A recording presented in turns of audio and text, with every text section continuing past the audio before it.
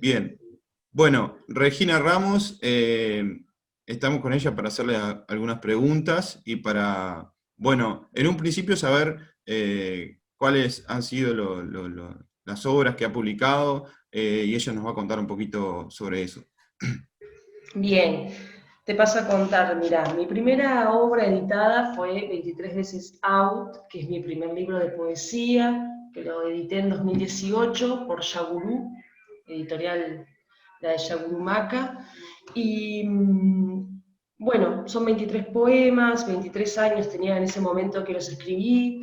Para editarlo llevó un proceso de revisión, probé lecturas, bueno, lo terminé editando 2 años después y es mi primer libro de poesía, pero en realidad antes de este libro, antes o ahora que lo recuerdo, sí, un poquito antes de este libro, surgieron algunas antologías. Slam FM, que fue una edición que largó Estuario, editorial que éramos 12 poetas, que tuvimos un concurso radial en un programa que ya no está en Océano, que se llamaba Todo Pasa, y ahí fue una lucha como de poetas, donde la gente, bueno, votaba y qué sé yo, hasta que había un finalista, y de ese intercambio radial surgió una antología. También integré antologías por el concurso Pablo Neruda, entre San José, la Intendencia de San José y Chile, la Fundación Neruda. Y bueno, ahí no sé si se me pierde alguna cuestión, algún fanzine, pero algo muy informal, alguna publicación en revistas literarias de Chile, creo que surgió algo, pero mi primer libro es este, con el que gané el Ópera Prima, el Premio Nacional de Literatura el año pasado. El premio es un premio especial que se le da a la primera obra de un autor, así que el año pasado me otorgaron ese premio. Luego de este libro vino otra antología que se llamó Liberoamericanas, 80 poetas contemporáneas de toda América Latina. Después se hizo una edición también integrando poetas de España y Portugal, es decir, que es como una muestra de poesía femenina contemporánea o poesía de mujeres. Esto es un dilema cómo nombrarlo ahora, pero bueno, para que se entiendan voces de mujeres.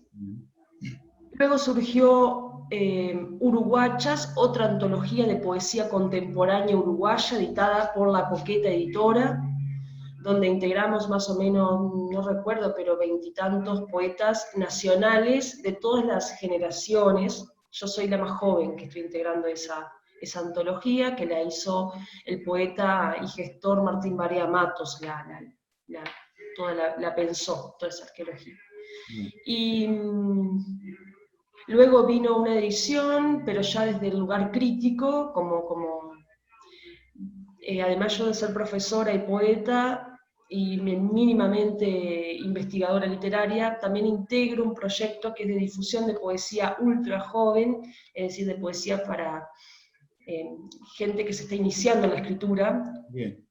Que quiere difundir, que quiere mostrar lo que hace, que quiere crecer, quiere tener alguna devolución, y así surgió en El Camino de los Perros, que es un proyecto editorial para mostrar a esos jóvenes que entre 15 y 21 años escriben, 21, 23, 21. Y ahí integro un libro que es una antología de algunos de esos poetas editados, junto con un estudio crítico que hace un poeta más grande, de una generación más grande o dos, sobre ese poeta editado. Vamos a suponer que son 20 poetas editados, 20 ensayistas. Ahí trabajo como ensayista que esa fue una antología que surgió por Estuario también.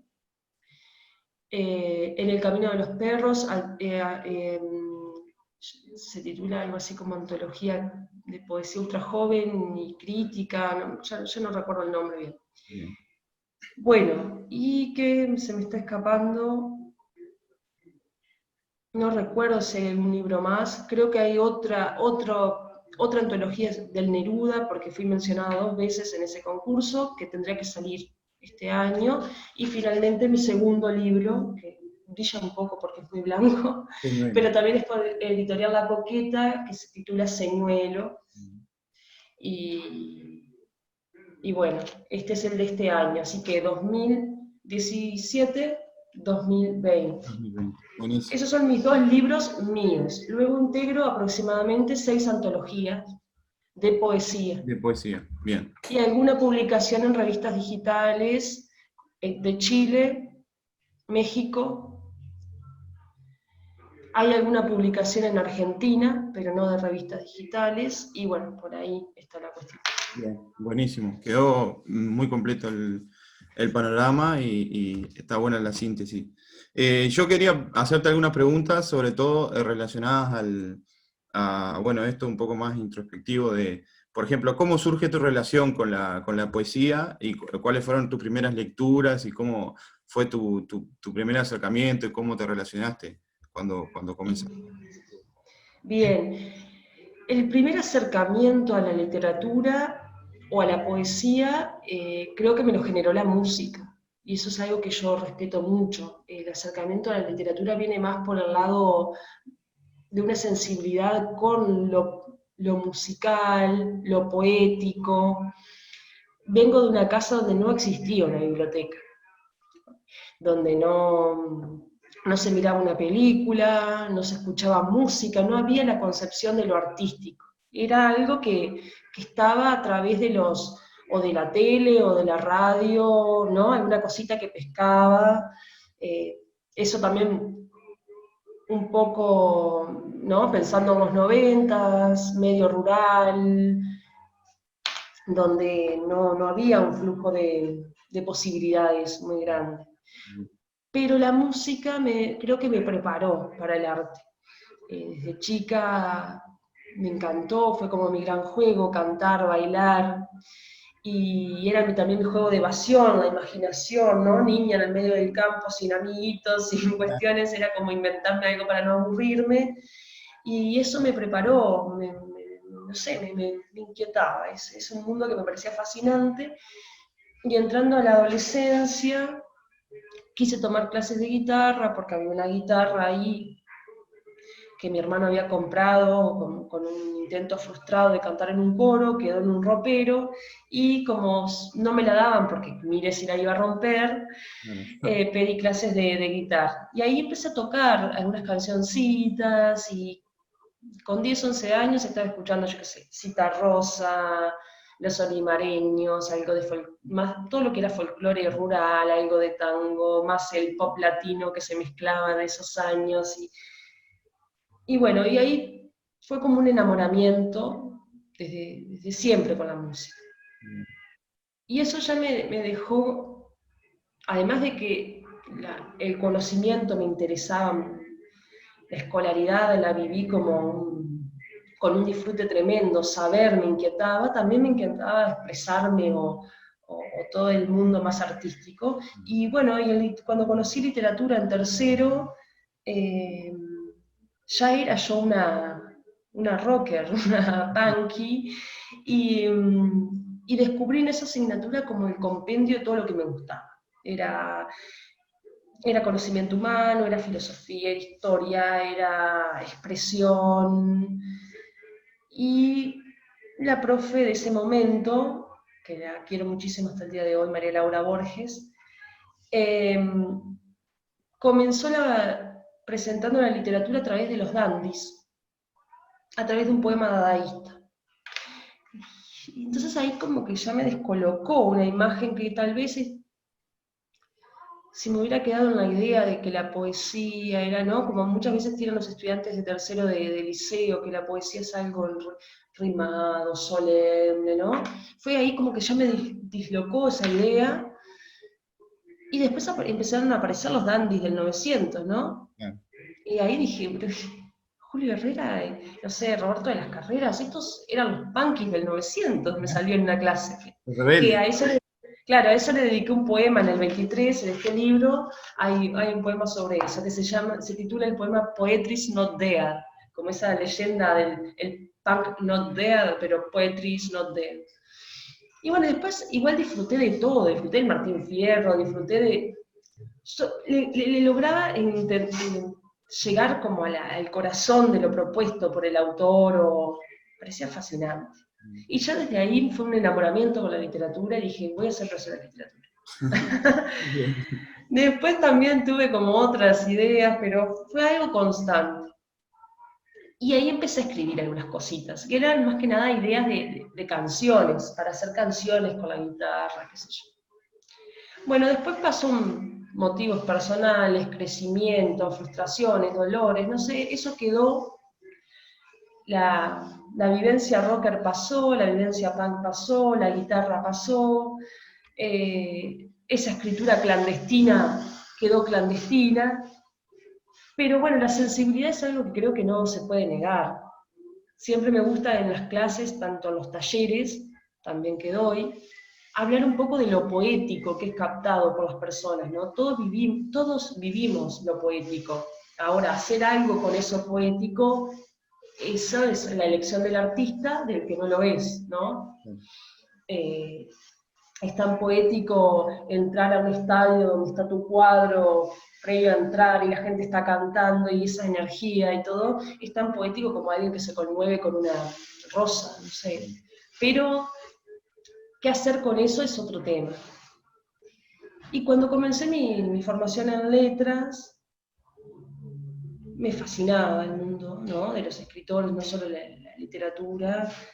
Y bueno, y el estar en movimiento, el estudiar, el aprender, el pensar, la edad también 20 y algo, ¿no? Volvió como a despertar las ganas de escribir. Y empezaron a surgir poemas que, que fui mostrando, como algún colega que editaba en algún fanzino, que había sacado algún libro. Me dijeron, pero está bueno lo que vos haces, tenés que mostrarte, no, pero no. Yo no creía en nada de mucho lo que hacía. Y bueno, y por allá saqué algunos textos en un fanzine que sacaba un colega. Luego conocí a mis amigos del Camino de los Perros, los que fundaron este proyecto. Me invitaron a participar como editora, como colaboradora, y en alguna lectura probé algún texto mío, como editora, ¿no? Y bueno, me daba cuenta que yo me sentía cómoda con eso, que me gustaba, que también algo pasaba.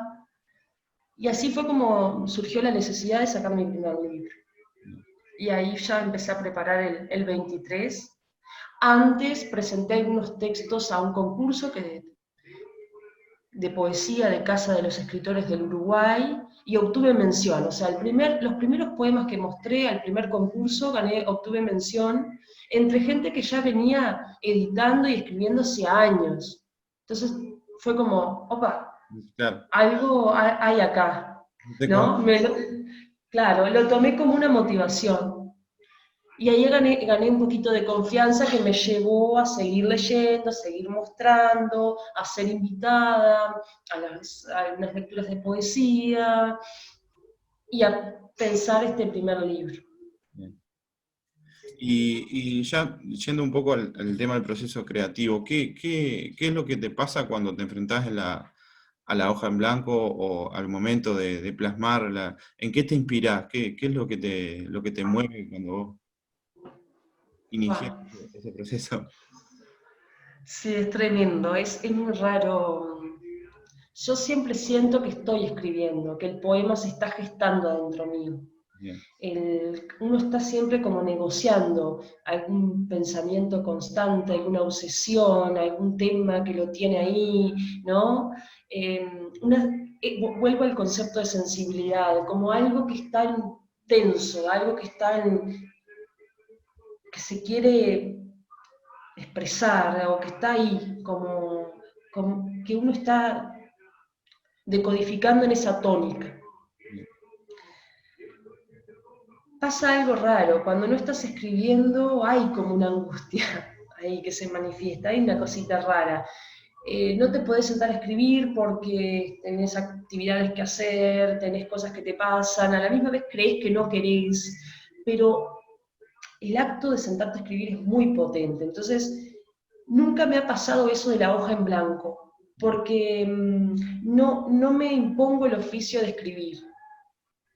Si no tengo como, hay otros, sobre todo los narradores, tienen muchos sus rituales, ¿no? Algunos se levantan, inmediatamente escriben algo, otros una hora al día tratan de escribir algo, otro. Yo eso no lo tengo. Pero siempre estoy como con una libretita por ahí, Anotando. algunos versos, alguna cosa, alguna idea, algo que leí que me hizo, que me atravesó, como que estoy rumiando, esa es la cuestión, Bien, como que algo está trabajando. bien. Cuando me siento a escribir, Sale todo. ahí sale como la materia prima, ordeno todo eso, como que lo hilvano o lo vomito, ponele la metáfora que quieras. Bien. Ahí surge, yo creo que soy una defensora de la catarsis. Cuando surge hay que atender, cuando algo pasa hay que atender. ¡Boom! Sale. Luego sí, creo que el oficio mío, o el oficio que sí tengo, es el de la corrección. Nunca un texto, cuando sale, es inmediatamente literatura. Eso es lo que trabajo en mis talleres de escritura. Una cosa es una escritura poética, una escritura que tiene un vuelo, una escritura que tiene algo, como una materia prima, pero lo que se vuelve literatura se hace con trabajo, con corrección, ¿no? Siempre me imagino a Rimbaud tapado en papeles, tachados y arrugados, ¿no? Que hay como esa fama de que él era un obsesivo con la corrección. Y algo, eso sí me sucede. Hay como El poema, una segunda etapa perdón, muy importante. claro, sí, para mí es la etapa crucial. Bien, Es Es como si uno en la otra tiene los ingredientes. bien. La corrección es la cocina, es el tiempo de espera, es la maceración, es el podar, es el darle el condimento, es el o el moldear, ¿no? Y requiere tiempo, requiere, en mi opinión, es el tiempo gran aliado, necesitas distancia de lo que escribiste, necesitas negar la emoción con la que escribiste para ver si realmente quedó eso estético buscado, plasmado, ese mensaje claro, si lo das, ese trabajo con la palabra. Entonces el tema de la inspiración es raro, porque en realidad eh, el escritor del siglo XXI no sé si está inspirado, o está inquieto, o está molesto, o está irritado, o movilizado. Creo que ampliarla en la palabra inspiración como hacia la palabra plenitud, ¿no? El otro día en una reunión me preguntó en una conferencia que dimos en la Feria del Libro de Rocha, una chica si éramos felices escribiendo. Y claro, y la idea de felicidad en personas que muchas veces expresan sobre cuestiones que no son muy gratas es un poco Bien. imprecisa, pero o quedamos chiquitos ante esa palabra, felicidad, ¿no? Pero sí como este concepto de la plenitud, tal vez, ¿no? Bien, Entonces la inspiración la vivo como la plenitud de vivir, bien, que es lo que considero necesario decir, expresar, ¿no? bien, perfecto. ¿Y cómo es hacer poesía en el 2020? Con este nuevo, digo, pensando más bien en el contexto y en todos los medios que hay ahora y cómo uno debe adaptarse y cuáles son los espacios y en ese sentido. Perdón, ¿escribir me dijiste o editar? Escribir, sí, Escribir. realizar toda la actividad poética, vamos a decir, y Bien, también editar, también, ¿por qué no? claro. Es extraño el fenómeno, porque todo parecería decirte que es algo anacrónico, o ¿no? O que Sí, tiende a ser, eh, digamos, que va en contra de algunas manifestaciones o algunas formas de vivir, o qué sé yo. Sin embargo, es una época de explosión de la poesía, sobre todo en el Uruguay. Es desde 2016, 2015, muchas editoriales de poesía, muchos eventos de poesía, de lecturas, Acá se hace un mundial poético, que es un festival internacional de poesía, del cual soy colaboradora. Eso es otra cosa también que me olvidé de decir. Se hacen ciclos de poesía, se hacen ciclos de poesía emergente, donde tal vez poetas no tan consagrados, o tal vez gente que ni siquiera se quiere hacer llamar poeta, o no se la llama poeta, pero va y lee textos y prueba sus textos, como, no sé, los slams de poesía, los micrófonos abiertos. Eh, entonces hay una explosión del fenómeno de la poesía, sin embargo sigue siendo un género difícil de vender. Claro. Y algunas editoriales han optado por no editar poesía, por ejemplo, mientras que otras se han largado a, como editoriales independientes, como puede ser La Coqueta, o como puede ser, no sé, todas las editoriales de esta feria Sancocho, Pez en el Hielo, bueno, otras que se han lanzado a editar poesía y bueno, también están los poetas orales, los que no les interesa editar por escrito, su poesía es oral, van, la dicen y ahí está. Bien. Los poetas performáticos, los que hacen performance, los poetas más visuales, los que piensan el poema como una concepción, como un cuadro, como, ¿no?, como una cuestión gráfica. Todo eso está muy vivo y dialogando con otros lenguajes artísticos. Y también pienso que nuestra cultura tiene mucho de lo poético. Ahora con todo esto de lo estético, vivido como algo que se ha metido en nuestra vida privada a través de las redes sociales, por ejemplo, donde la imagen se acompaña de un texto, donde una historia de Instagram se le pone una canción, donde todos queremos como hacer una pequeña autoficción de nuestra vida Bien, y sí. vivirla como una especie de que otro la mire y la observe, ese exhibicionismo que tienen las redes sociales, también juega con algo de lo poético. Entonces, son tiempos como contradictorios. Tal vez nadie va y compra un libro de poesía para regalar, para regalarse, pero está negociando lo poético todo el Continúa. tiempo. Le digo a mis estudiantes con respecto a la música, ¿no? Eh, que ellos, en ese sentido, el lenguaje poético lo tienen desde muy pronta edad, están familiarizados. Entonces,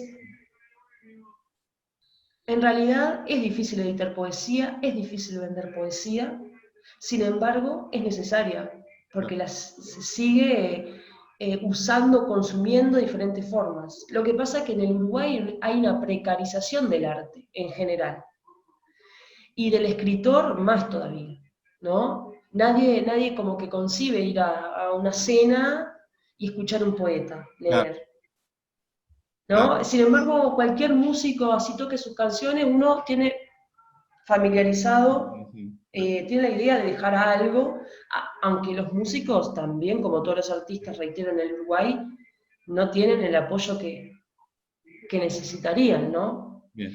Y en ese sentido el escritor, el contexto nacional es muy pequeño, también muy precarizado, muchas veces se piensa en literatura y se piensa en narrativa. También. Y la poesía queda como de lado, como algo no tan, o sea, así al momento del golpe de vista, vamos a decir, se piensa como en narrativa, es lo primero que se piensa, pero la poesía queda como... Claro, la poesía se sigue viviendo como una extravagancia, ¿no? Claro, Ay, esos poetas y los poetas que escriben, son como algo, ¿no? Como claro. una cosa, sí, Visceral. sí, tal Claro. cual. Sí, sí, sí. Y regalar poesía, no sé, alguien que piense en, ¿no? Es como, Es como también es cierto que es otra forma de leer diferente a la de estos tiempos, donde todo es líquido. exacto, inmediato, exitista, tiene que ser impactante, tiene que, como ese maximalismo Claro, que tal vez la narrativa le ofrece, ya sea o para evadirte o para que te dé. Y la poesía maneja otro código, el código de descifrar, el código de la voluntad, sentarte a leer. Mucha gente que inclusive le gusta lo que hago me dice, lo tengo que leer tranquilo, claro, mínimo no, este poema lo tengo que leer como 3 veces para... para Y entrar. eso ya corta una lógica de estos tiempos. Claro, claro. En ese sentido, ¿pensás que alguien se tiene que empapar, por ejemplo, primero con el universo de símbolos que manejás en lo que vos escribís para poder comprender mejor, o en realidad pensás que alguien puede tener una relación directa con tu poesía y no tiene por qué? Yo creo que se puede tener una relación directa, sí. Hay algo que es gratificante, que es cuando podés tener más de un libro, podés ver la recepción, cómo dialoga una obra con otra, y ahí vas como sondeando qué cambió, qué permanece, ¿no? Bien, Pero me pasó que desde mi primer libro tuve muy buena recepción, o al menos muy buenas críticas, donde se me mencionó que ya tenía una voz propia, bien, que eso fue, no sé, un salto al vacío en realidad, porque yo quise escribir sobre lo que necesitaba y quería mostrar, y bueno, ese salto al vacío generó esa voz propia. Cuando saqué Señuelo, se me generaron muchas inseguridades, dudas, porque siempre hay un punto de comparación, ¿no? claro, Pero gente que llegó a Señuelo directamente me dijo que había, no sé, que notaban el trabajo de los símbolos o del mundo rural. Y yo no busqué eso en este libro, sin embargo en este sí. Pero hay algo que es parte de mi lenguaje, de mi forma de mi captatio, de mi forma de captación de las cosas, que, que tiene que ver con eso. O sea, entonces sí hay, tal vez hay algunos símbolos que se repiten, o esa voz tiende a algunos lugares, pero creo que es una poesía que no necesita de un andamiaje o de mucha explicación. Uno entra y ahí encuentra o no encuentra. bien, bien. Mencionaste el tema de la crítica y justo te quería preguntar sobre ese tema. También relacionado se decía que María Eugenia Bá Ferreira tenía problemas con el término poetisa, porque este, por ponerse en igualdad con... eh, ¿A vos qué te pasa con la crítica y qué te pasa con la crítica en relación a porque sos mujer, como hablábamos hoy? ¿Sentís que hay alguna diferencia o sentís que has sentido en algún momento que alguna crítica o percibís algo en general en lo que es el ambiente literario con el tema femenino? No sé. Bien, me tocó, digamos, mostrar lo que hago en un tiempo donde el foco está puesto conscientemente en rescatar a las mujeres, ¿no?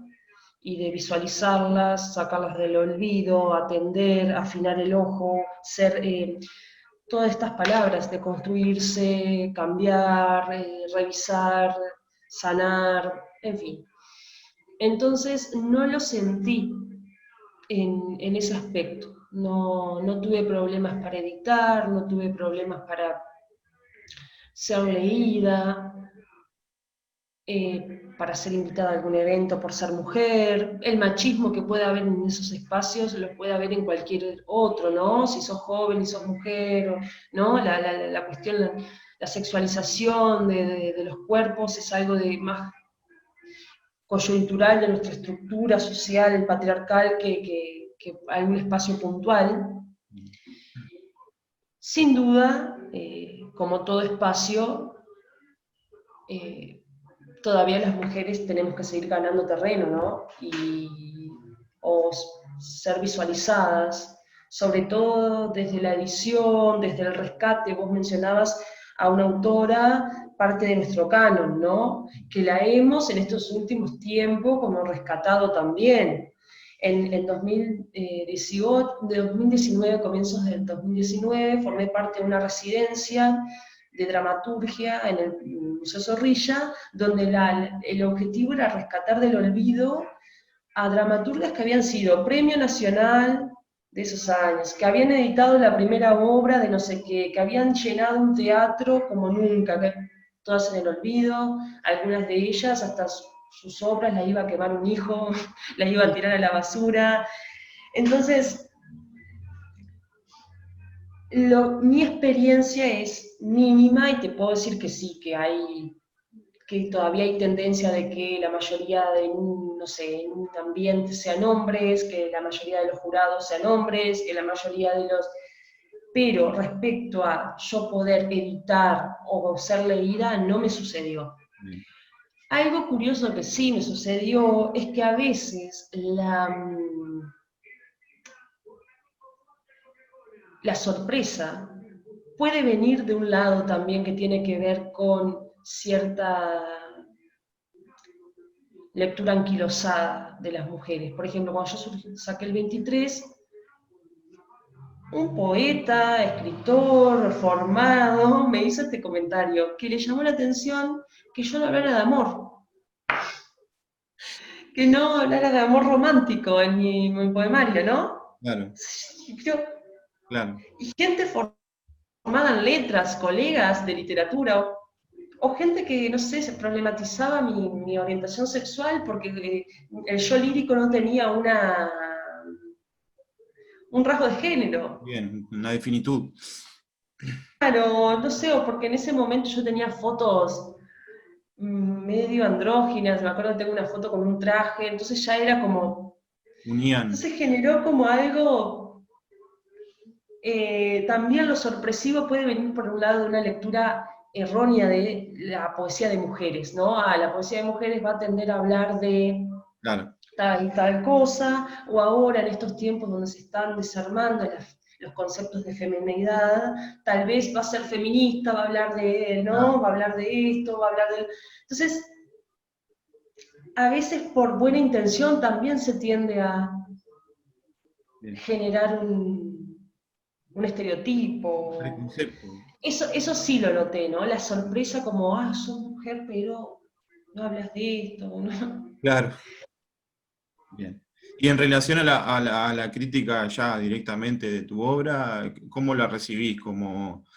¿Sentís que es útil una crítica? ¿Sentís que te puede ayudar, que te puede enriquecer? ¿O te has encontrado con alguna crítica que te hizo cuestionarte y decir, no, no es lo que yo pensaba o lo que yo buscaba, o en ese sentido? Bien, no, nunca me pasó tener una crítica despiadada hasta el momento.